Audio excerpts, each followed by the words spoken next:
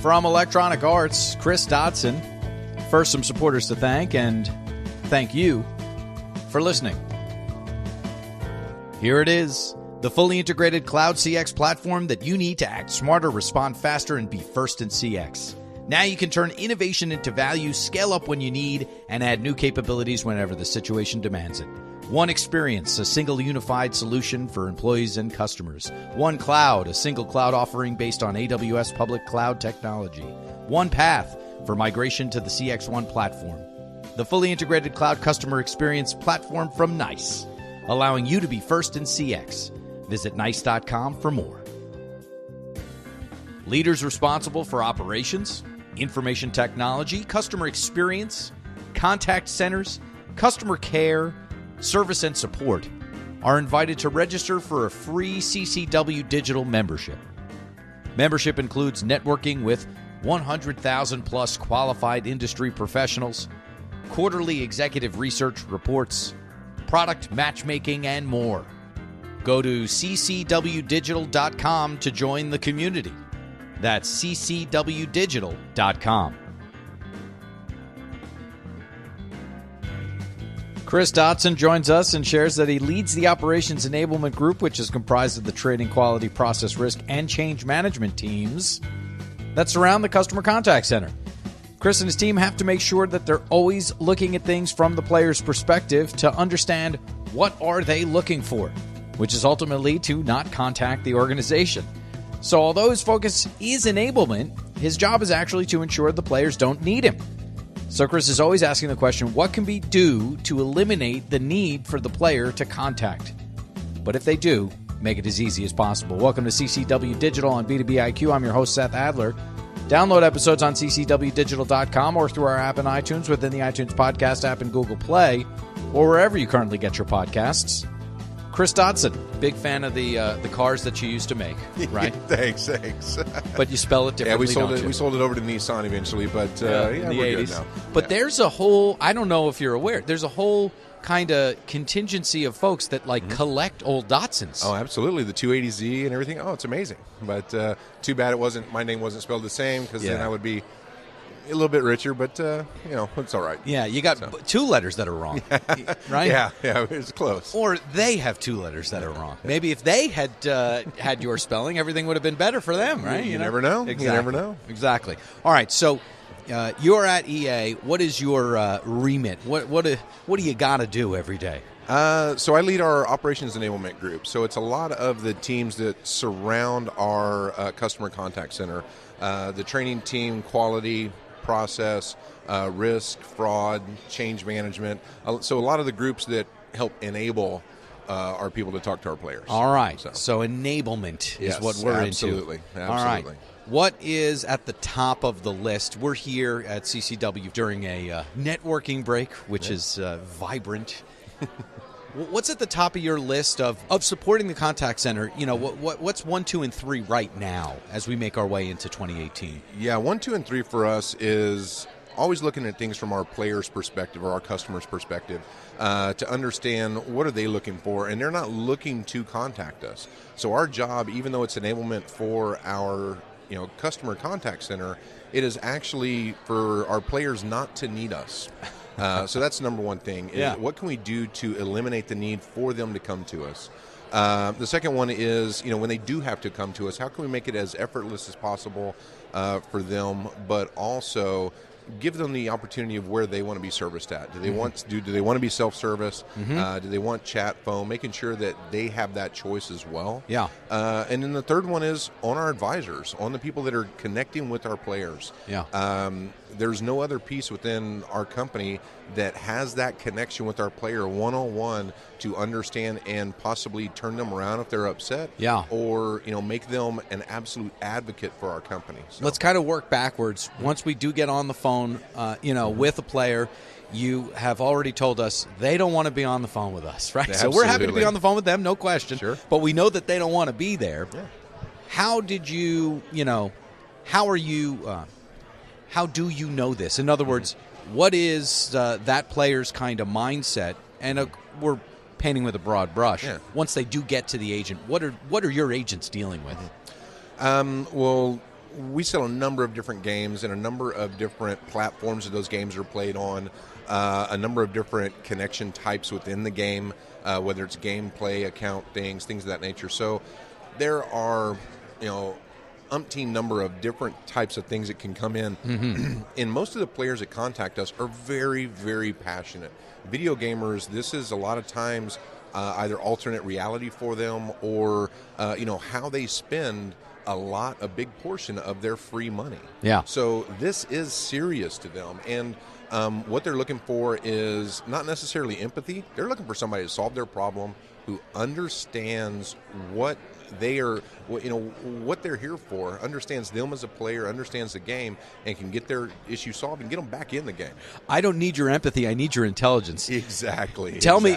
So for me, I'm kind of Joe customer. If I call my airline or my bank, I am looking for empathy. Mm-hmm. Your players are more looking for just solve the problem right now. Absolutely. I don't even care if you care. Yeah, they want to get back in the game and keep playing. Right. And for whatever reason, that has stopped, or they didn't get what they bought or paid for or whatever, and that's our job. Find it quickly, get it back to them, or get them back in the game, and keep going. What kind of information are you feeding? You said you're there to support the contact center.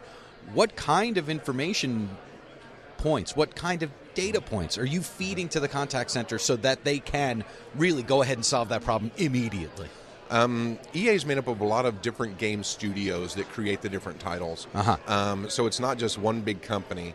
It's actually a lot of smaller companies that are rolled up into Electronic Arts. Huh. So what we do is we have integrations with all these different game teams into the game data, things of that nature, so that when a player contacts us, we can see what were the last games they played, what did they purchase, what if they played a match, did they lose, did they win, did they get disconnected, all the different information about when they came into the EA ecosystem, what did they do and how did they do it. So get that information in front of the advisor as fast as possible so that they can see what's going on with that player and can immediately tell them, hopefully, what's going on, what happened, and here's what we can do about it. Yeah. That doesn't always work perfectly. Sure. Every game team is different, so some of our integrations are deeper, some are not so much, some are more complex because of the microtransactions and gameplay and stuff like that. But that is our goal, is to get it to where the advisors know what's going on with that player as soon as possible, to get them that resolution as fast as possible, and then move to that next step, which is how can we get that information into self-service and then ultimately eliminate it and get proactive to where our own systems are noticing these things and correcting them ahead of time. Let's feed this forward. This happened with this player X. Is this happening elsewhere? This is what we did to solve it this time. Absolutely. Please make sure that we do this every time. Absolutely. Or eliminate it completely, right? Yeah. So what I'm hearing is the structure is kind of like a Procter & Gamble, essentially, right? There's all the brand teams, and Procter & P&G kind of sits over it.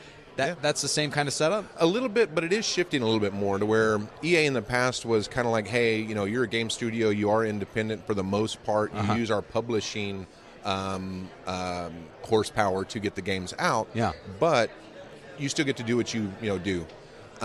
Now there's more central services type things, not just email and stuff like that, but more central platforms that are being built on, central data stores, things of that nature to ensure that it's not a FIFA player or a Madden player, it's an EA player. Right. And if you contact us about one game and you've never spent any money, we still need to treat you the same as that player who spent a lot of money, because they may have spent it elsewhere, and we need to know that as well. Right. We look at you as EA is a brand, and we have a brand promise. Whether we've stated it or not, there is a brand promise that is being said, and we want to be the world's best interactive entertainment company. So to do that, we have to know our players at an EA level to be able to do that. That's what we're striving towards, is getting to know that entire EA ecosystem and data. All right. So a little bit of a shift in thinking. Very interesting. And we did just talk about the player calling in. Let's talk about the agent that's answering, right? Yep. What kind of person do we have here on the front lines? So what we really strive towards is the people that have those soft skills, that true, I want to help a player type motivation. I want to make somebody's day by doing a great thing for them. We can train people on gameplay, things of that nature, and technology, but we really look for people that have that true deep down desire to help, and not give up. Right. I am going to keep going until I can get this person to help.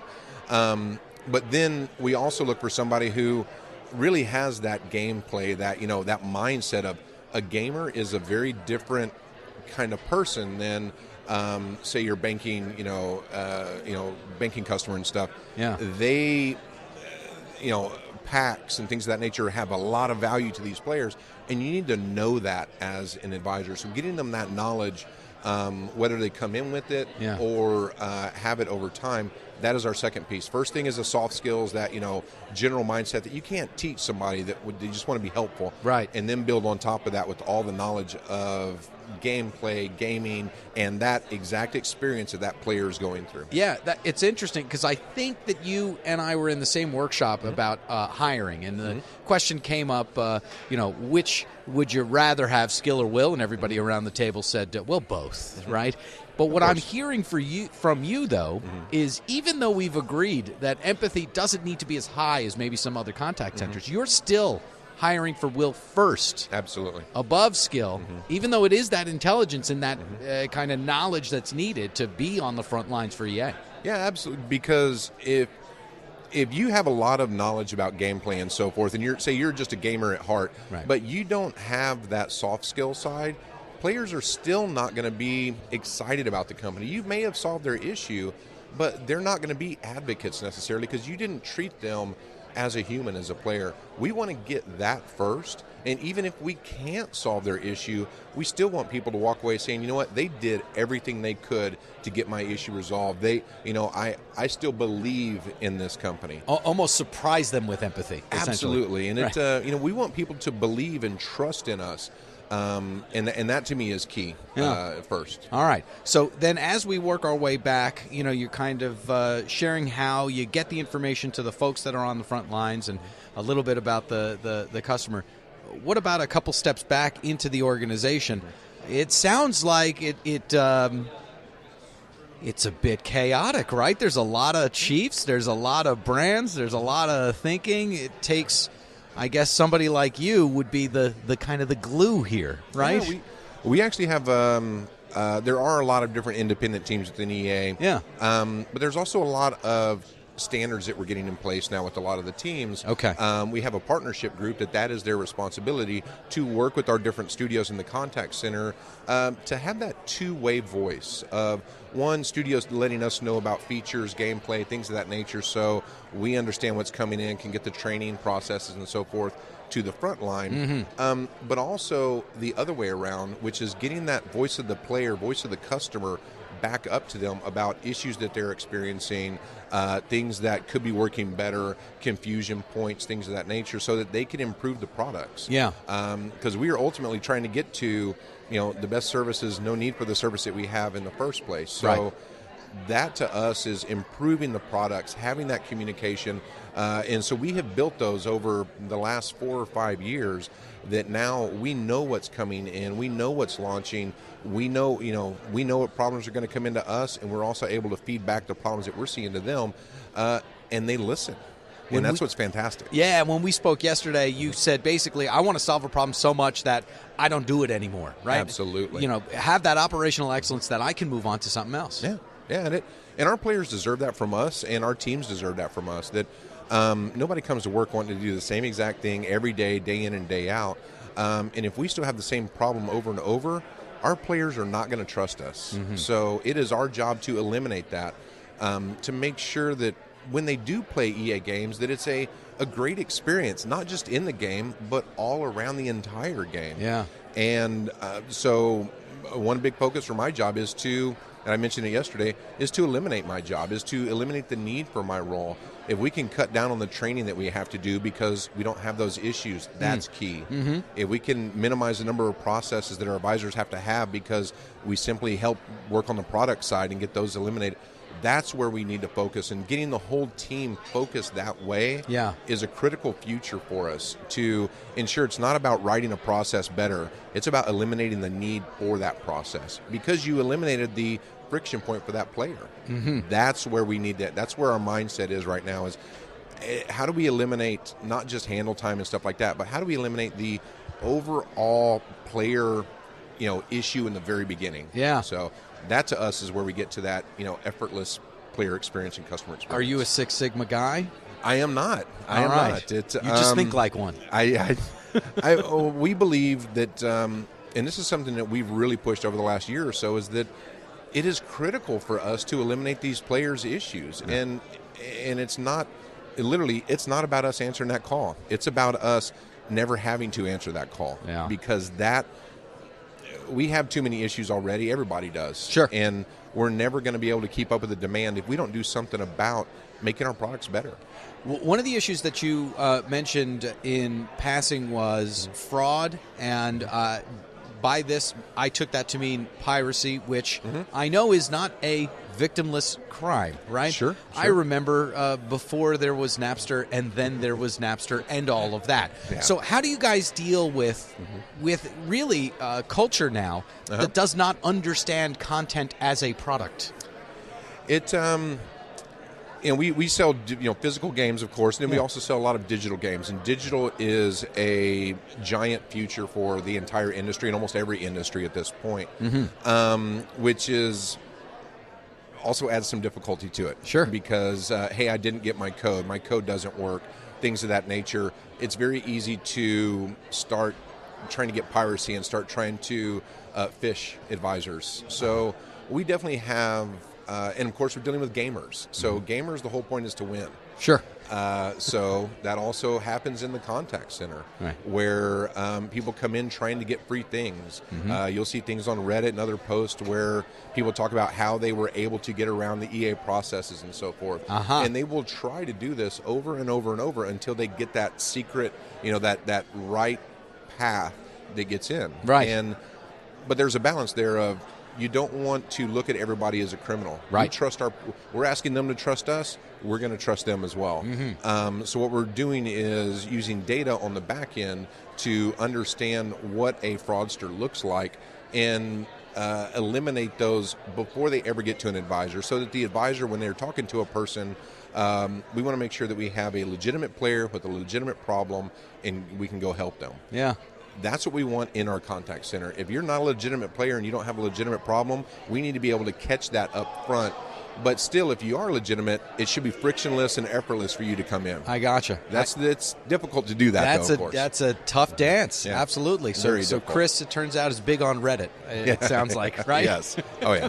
That's where they're telling their secrets so that you can go ahead and cover up yours, right? And we may be watching all that, too. That's it. Absolutely. All right. So it turns out you're a pretty dynamic guy here. Yeah. Where are you from?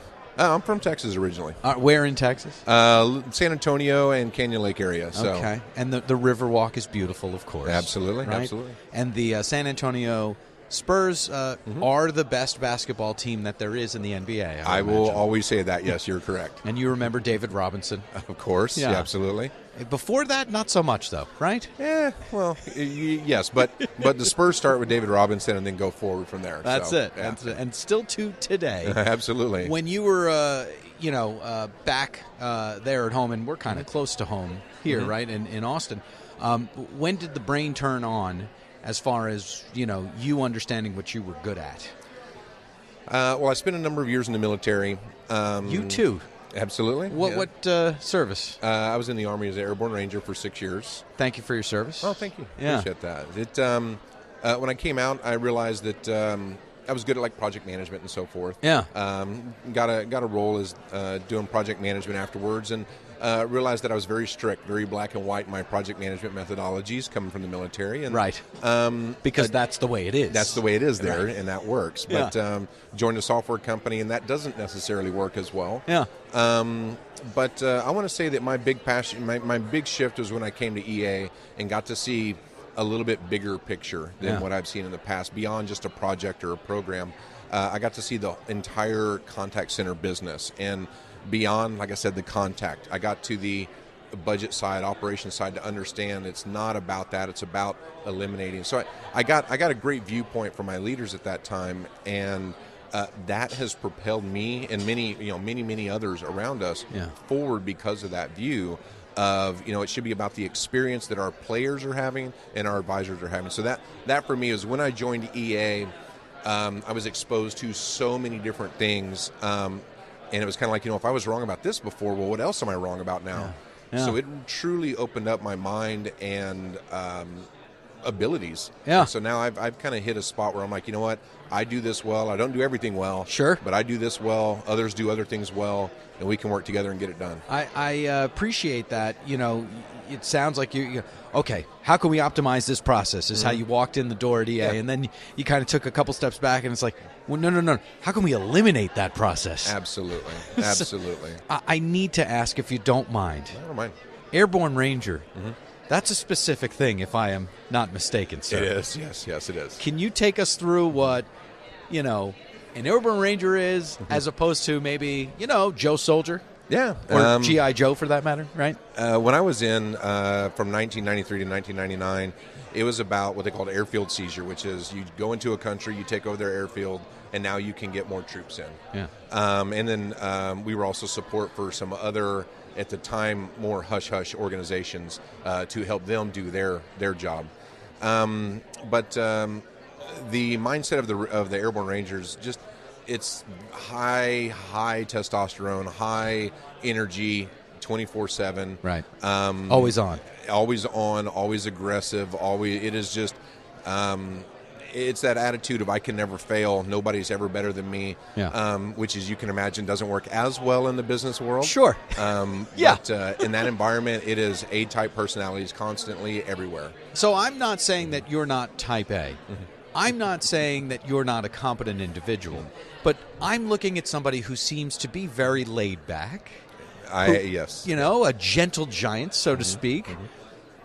What am I missing here, right? Because it seems like there must have been a shift along the way. Yeah. For me, that aggressiveness is still always there. Sure. But don't poke the bear. Don't. But I've also learned that that power is to bring other teams together. It's not about me being strong or me. It's about bringing teams together to make them strong as well. So that's where I focus, and I've simply found that over the years, me being aggressive is actually the opposite of what I need to be. I need to be collaborative and engaging, and everybody laughs. I wear a sombrero every day on Friday because why not? It's Fiesta Friday. Let's go. A little bit quirky, a little bit. Sure, have some fun with it. I'm kind of a big guy, so make fun of myself a little bit. Yeah. And for me, it endears people to you for that, and I like to see the results prove themselves now, not just the aggressive behavior, go get it done no matter what. There is a time for that, sure, of course, yeah. But I like to use it when it's necessary, and then back off when it's not. I gotcha. So there really has been a shift along the way. You've kind of, evolved, so to speak. Absolutely, yeah. Do you mind if I ask you for just kind of one anecdote of note that you remember from back in the Army Ranger days? That you can share? Well, we had a thing called the Ranger Creed that we lived by. We'd have to say it every morning. It was like 6 paragraphs long. And, it started off with, recognizing that I volunteered as a Ranger, fully knowing the hazards of my chosen profession. And then there was another one, which is, I will never let a fallen comrade fall into the hands of the enemy, which to me was a big deal of you're not alone. You do this together. And that, I think, also steers me now, which is, I'm not alone. There are people around me. Whether I succeed or fail, it is a group thing that does that. Yeah. And that's why I love having leaders around us, and all the team members we have is we have that group mentality of we are going to get this done together, or fail together. Right. And we are not going to fail. But it's right. Yeah. Postscript, we're not going to fail. But we're not going to fail. Absolutely. I love it. Yeah. All right, so I've got 3 final questions for you. I'll tell you what they are and ask you them in order. Right. What has most surprised you at work, which will include your military days? Mm-hmm. What has most surprised you in life and on the soundtrack of your life? One track, one song that's got to be on there. But first things first. Along the way, what's most surprised you at work? I would say that I was in financial services before I came to electronic arts. Okay. Very different world. And a few more suits. Very stereotypical, who you work with, stuff like that. It was just very, I want to say, gray a little bit. Sure. And when I came to Electronic Arts, I met so many people. I interviewed a person who had a big neck tattoo on, or they interviewed me. Right. People with gauges in their ears, stuff like that. People that in the financial services world would not have ever worked there in the first place. Never.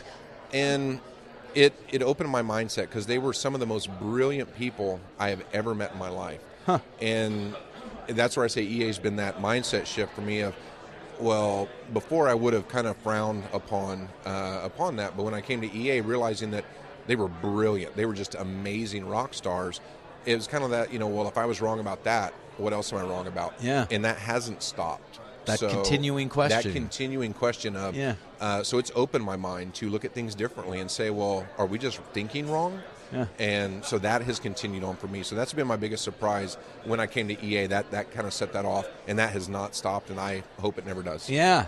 That is an answer to what has most surprised you in life. Mm-hmm. I wonder if you have another one, I don't know. Yeah. What has most surprised you in life? It's complex. I mean, I'm a father of 2 boys, a husband, and I'm a high school sweetheart of 15 years. That I've been very fortunate. Yeah. There's a lot of things in life that could have gone differently than they did.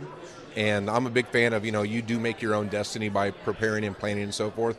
But luck plays a big role in that. Yeah. And I have been extremely fortunate for everything. So I'm already in my point in life, I've achieved more than I thought I would.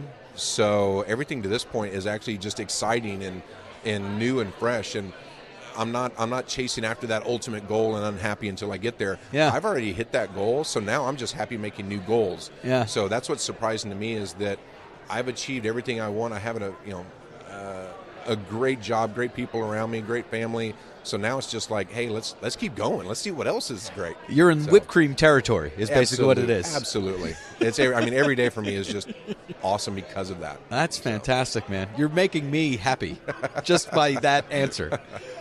On the soundtrack of your life, one track, one song that's got to be on. All right. So there's a song, Eminem, If You Only Get One Shot.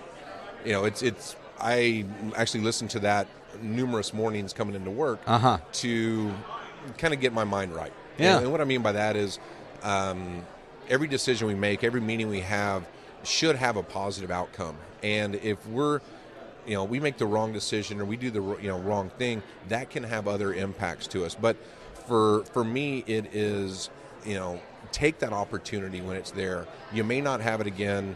Do the best you can every single day. Don't quit. Don't give up. And but that for me is that take that moment, take that shot. Don't be scared. Yeah, take it. See what happens. Chris Dotson, man, I'm a fan. Thank you, sir. It's fantastic. I've enjoyed the week, and I appreciate the opportunity to talk with you. And there you have Chris Dotson. What they're looking for is someone to solve their problem who understands them as a player, understands the game, can get the issue solved, and get them back in the game. And we're going to get this done or fail together. And we're not going to fail. Very much appreciate Chris and his time. Very much appreciate you and yours. Stay tuned.